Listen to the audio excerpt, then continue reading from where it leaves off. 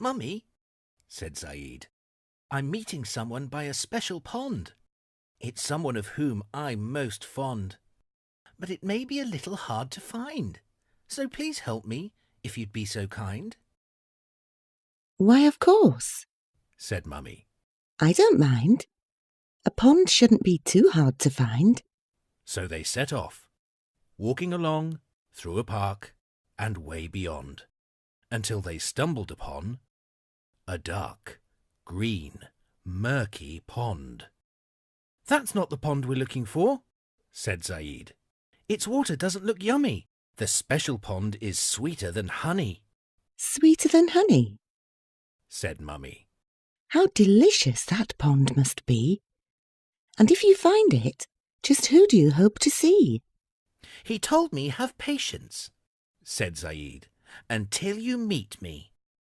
So they marched on, crossing a meadow and way beyond, until they stumbled upon a rich, thick, sticky pond.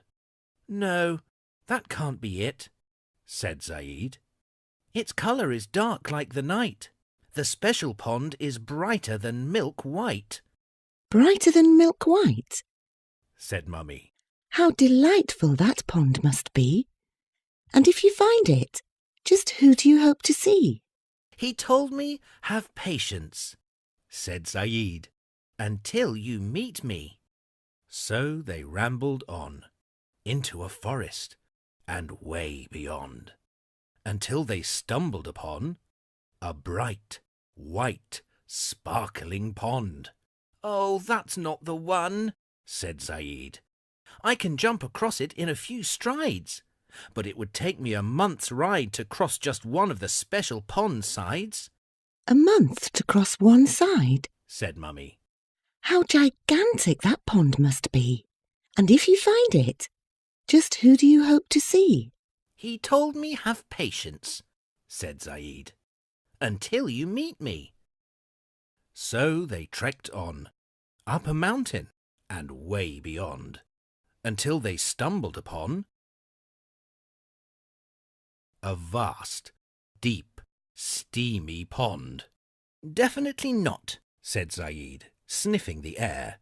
"It smells like rotten rusk. The special pond scent is finer than musk," "Finer than musk? said Mummy. How fragrant that pond must be. And if you find it, just who do you hope to see?" "He told me have patience," said Zaid, "until you meet me." So they roamed on, across a valley and way beyond, until they stumbled upon a fine, sandy, scented pond. "Not at all," said Zaid, feeling his throat turning dry.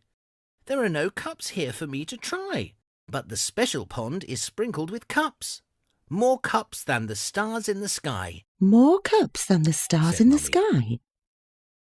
What a sight that pond must be. And if you find it, just who do you hope to see?" "He told me have patience," said Zaid, "until you meet me." So they sailed on, down a river and way beyond, until they stumbled upon a freshwater speckled pond. "I'm afraid not," said Zaid, as he scooped its water up to his lips.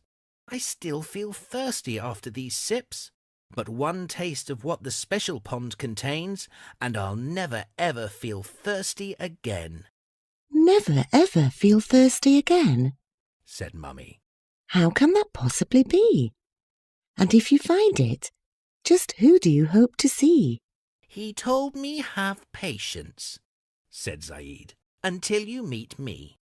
So they strolled on, by a waterfall and way beyond, until they stumbled upon a crystal clear, icy pond.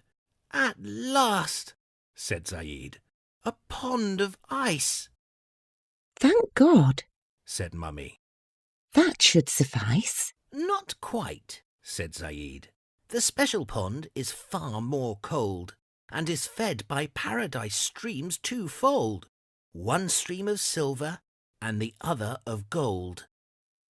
Paradise streams of silver and gold? Said Mummy with a little laughter. Why, that's a pond from the hereafter.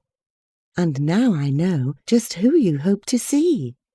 But nonetheless, I'd like you to tell me. All right, said Zaid.